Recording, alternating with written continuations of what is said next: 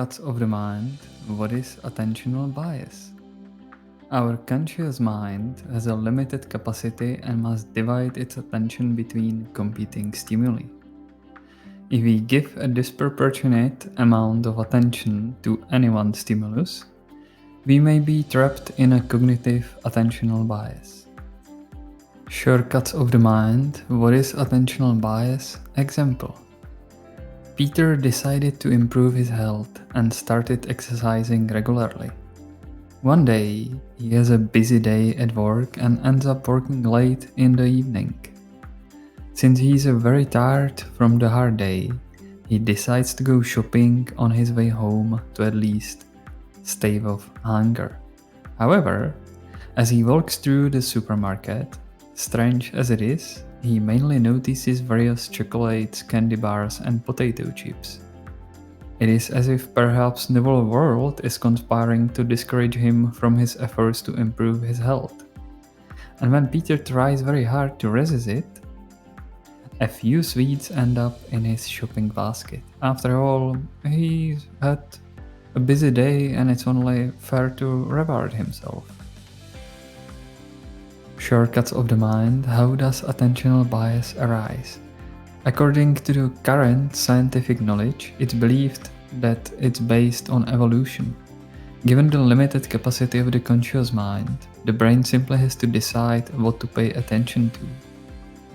From an evolution perspective, it was better to pay more attention to negative things because they often threatened our lives.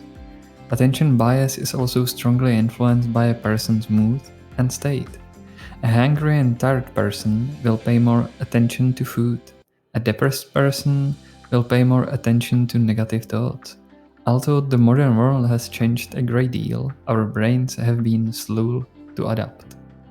Attention bias is tested by the Stroop test, where a person is asked to say color of the rectangle in which a word is written, and reaction time is measured. If a person takes longer to say the color, the brain is thought to be paying more attention and processing to the world. For example, it has been shown in this way that people pay more attention to negative words, because from an evolution point of view, they may have put them at risk. Shortcuts of the mind. Attention bias. What to watch out for? There is no escaping the distortion of our attention because it arises at much lower level than our thinking. All we can do is to be aware of this phenomenon and adjust our behavior accordingly. For example, we know that we are automatically attracted to more negative messages and thus do not have to react to each one and avoid exhaustion.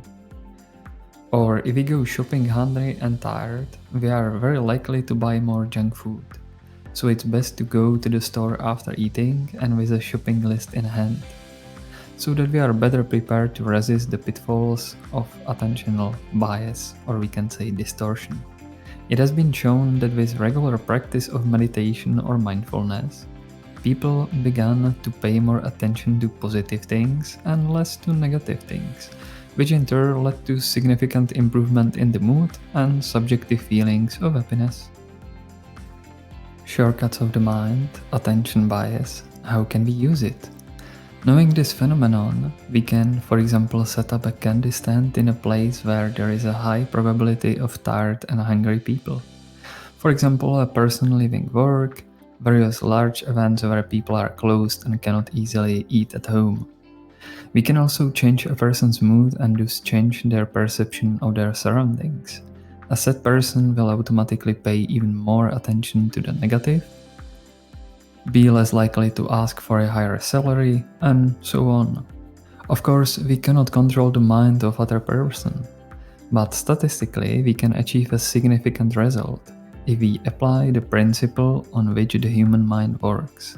We sell more or less, we influence people more or less.